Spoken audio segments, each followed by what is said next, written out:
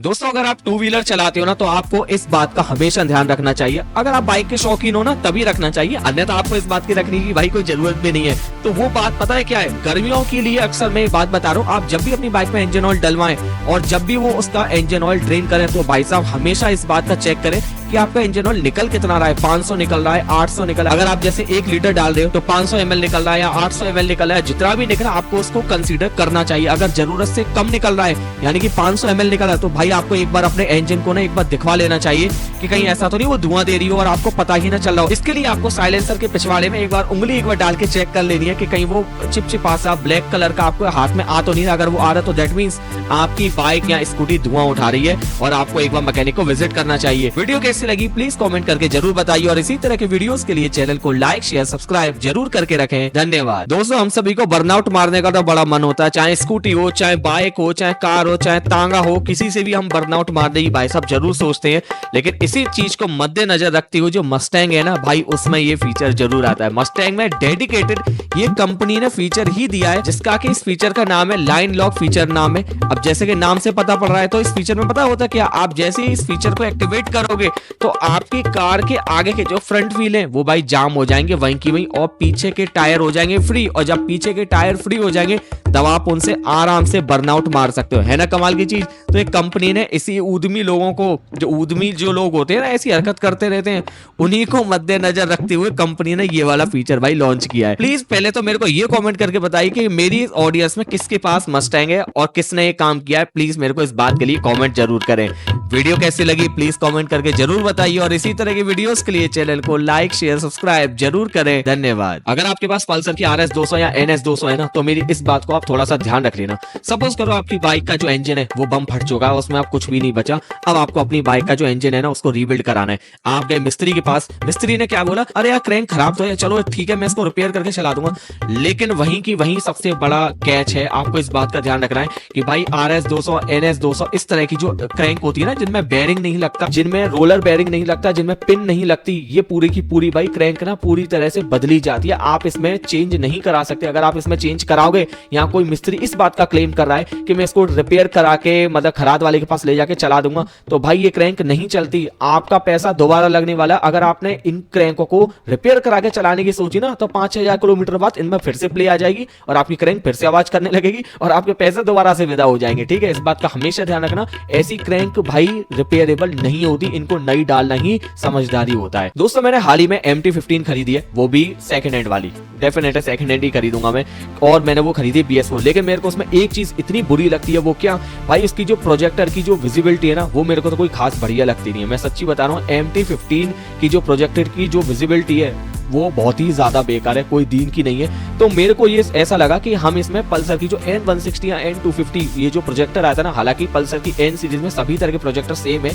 आप इसमें MT-15 में आप लगा सकते हो। आपको थोड़ा बहुत इसमें मॉडिफिकेशन करना पड़ेगा। तो अगर कोई बंदा ये सोचता है ना कि भाई MT-15 की हेडलाइट से छुटकारा मिलकर बढ़िया हेडलाइट लगा दी जाए, तो आप N सीरीज की हेडलाइट आप लगा सकते हो। ट्रस्ट मी, बजाज की N160 की जो हेडलाइट की जो थ्रो है ना, अब तक की best headlight of the throw है मेरे हिसाब से। इससे बढ़िया तो मेरे को कोई लगी ही नहीं। बस आपको इसमें थोड़ा सा ऑल्टरेशन कराना पड़ेगा और आपकी हेडलाइट ना एकदम अल्टीमेट कंडीशन की हो जाएगी, 1 किलोमीटर तक दूर तक देख लोगे। तो वीडियो कैसी लगी प्लीज कमेंट करके जरूर बताइए और इसी तरह के वीडियोस के लिए चैनल को लाइक शेयर सब्सक्राइब जरूर करें।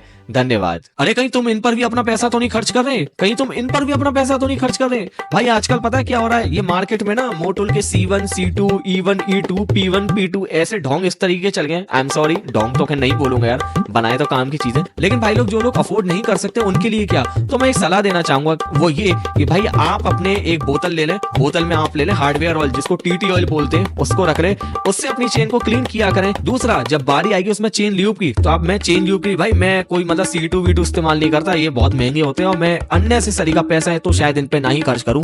आई नो अननेसेसरी कहना गलत होगा, लेकिन मैं तो शायद नहीं खर्च करता।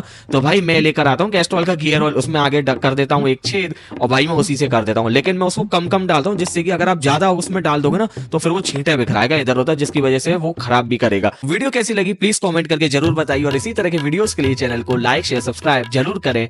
धन्यवाद। दोस्तों कुछ ऐसे रीजन जिसकी वजह से आपको होंडा की SP125 किसी भी दिन पिक कर लेनी चाहिए, तो मेरी निगाह में सबसे पहला इसका रीजन है होंडा एज अ ब्रांड आपको एक बेहतरीन ब्रांड की आपको बाइक मिलेगी क्या, परचेस करोगे तो ही मिलेगी, आराम में थोड़ी मिल जाएगी। दूसरा, एक पूरी तरीके से फैमिली बाइक है, कहीं से भी आपको ये नहीं लगेगा कि स्पोर्ट्स वाली बाइक की फीलिंग आ रही है ना, फैमिली बाइक है। लंबी चौड़ी इसके अंदर आपको सीट मिलेगी, 4 आदमियों को 5 आदमियों को आप इस पर टांग के आराम से लेके जा सकते हो। तो ये इसकी दूसरी यूएसपी रही। तीसरी यूएसपी इसका भाई डिस्प्ले रहा, जो कि मैंने डिस्प्ले की आपको बताई रखी है, बहुत ही ज़्यादा अमेजिंग डिस्प्ले, ज़्यादा मुझे बताना नहीं है। पांचवी चीज़, इसका भाई एवरेज बहुत ही ज़्यादा अमेजिंग एवरेज है, मेरे हिसाब से 70 तक का एवरेज दे जाएगा। और भाई अगली जो चीज़ है वो है इसका कंपनी ने दिया हुआ ऑयल फिल्टर, जो कि मेरे को बहुत बढ़िया लगा। ठीक है, तो मेरी निगाह में यही एक ऐसे पॉइंट है जिसकी वजह से आपको ये वाली बाइक किसी भी दिन पिक कर लेनी चाहिए। भाई कभी कभी मोटरसाइकिल में ऐसे बवासीर पैदा हो जाते हैं जिनकी वजह से आपका दिमाग खराब होता है और ध्यान जाता है कहीं और के कहीं इसकी वजह से तो नहीं हुआ। अक्सर लोग क्या करते हैं भाई, चेन टेंशनर को भाई इग्नोर करते हैं और उसको चलाए जाते हैं। लेकिन अगर जो बंदा चेन टेंशनर को इग्नोर करता है ना, तो पता है होता क्या है, चेन अंदर ही अंदर ढीली होती है और चांसेस है कि भाई चेन केमशाफ्ट के जो स्प्रॉकेट होता है उस पर से उतर जाए, और जब वो वहां से उतरेगी ना तो आपकी टाइमिंग आउट होगी, और जब टाइमिंग आउट हो जाएगी आपकी बाइक स्टार्ट नहीं होगी, और गलती से स्टार्ट होगी भी तो आपकी बाइक के वॉल्व टेढ़े हो जाएंगे। ये बहुत ही फिक्स बात है, ये होना ही होना है। हमेशा इस बात का ध्यान रखना, चेन टेंशनर में कभी जुगाड़ मत करना। कुछ लोग क्या करते हैं, बेल्ट कर देते हैं आगे बोल्ट वोल्ट। भाई साहब ऐसा मूर्खतापना मत करो, प्रॉपर तरीके से चेन टेंशनर डालो। अगर चेन फिर भी लूज है तो टाइमिंग चेन बदलवा दो। अगर आप नहीं बदलवाओगे ना तो एक दिन ऐसा फटका पाओगे जो आपको 10-12 हजार से लेके डूबेगा। वीडियो कैसी लगी प्लीज कमेंट करके जरूर बताइए, और इसी तरह के वीडियोस के लिए चैनल को लाइक शेयर सब्सक्राइब जरूर करें।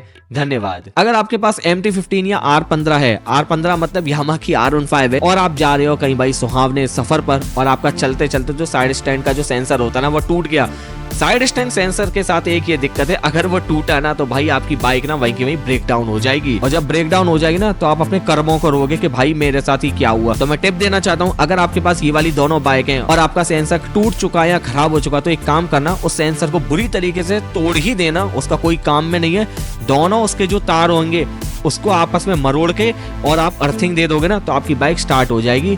और इसी तरीके से इसको बोलते हैं सेंसर को बाईपास करना। तो इस तरीके से आप यामाहा में ना जो साइड स्टैंड सेंसर है आप उसको बाईपास करके अपने डेस्टिनेशन तक पहुंच सकते हो।